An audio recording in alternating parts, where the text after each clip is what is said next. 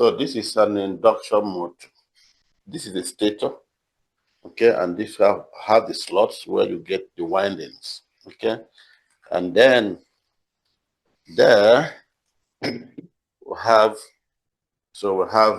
this. That's a rotor. That's a rotating part of this motor, and here you can see there's a bearing there, right? And also there's a bearing here. If this bearing is damaged, let's say the oil is no more effective, okay?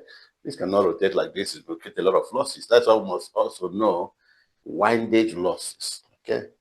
This is very important.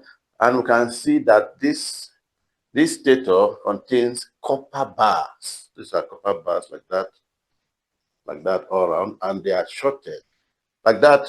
So now, and so when there is power into the motor,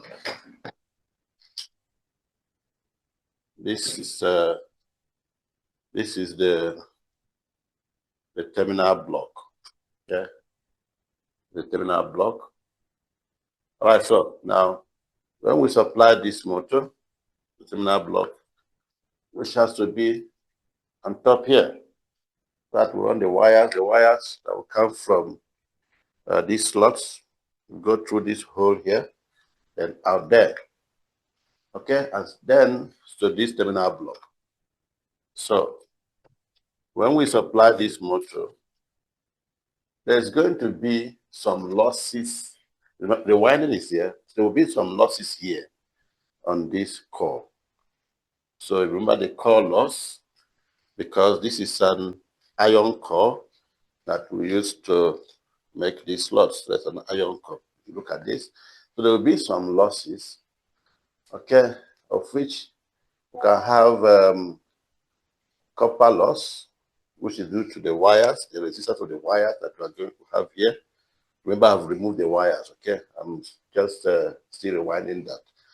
So there will be losses there, and then there will also be losses, eddy current losses, the same in the core around here. Now, then, because this one will go through here, all right? Now, if I have the power into this motor, and I subtract all the losses here in the core, okay, and the winding, now the remaining power will be induced into this, okay, to the rotor.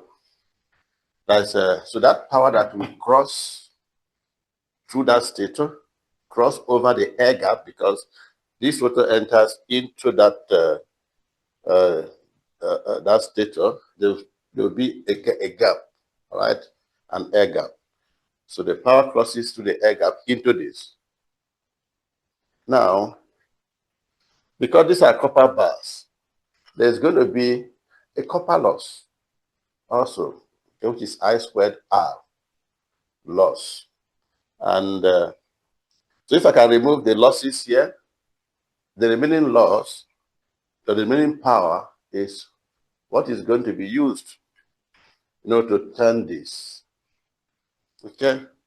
So it's going to be which, but now you can see that all these bearings, if they are not properly lubricated, all right, the torque that was supposed to rotate this, make this rotate, might be reduced, okay, due to some losses. That means there will be some windage and friction losses if this is not properly lubricated. Okay, there will be some windage and friction losses. Friction may be due to improper oiling. There's not enough oil or greasing of this bearing. Remember also that we are going to have a blade. The essence of the blade there is to make sure that you will cool off the heat that will be generated due to some of these losses. Okay, if not, the coil is going to get burnt. Okay, so that is it.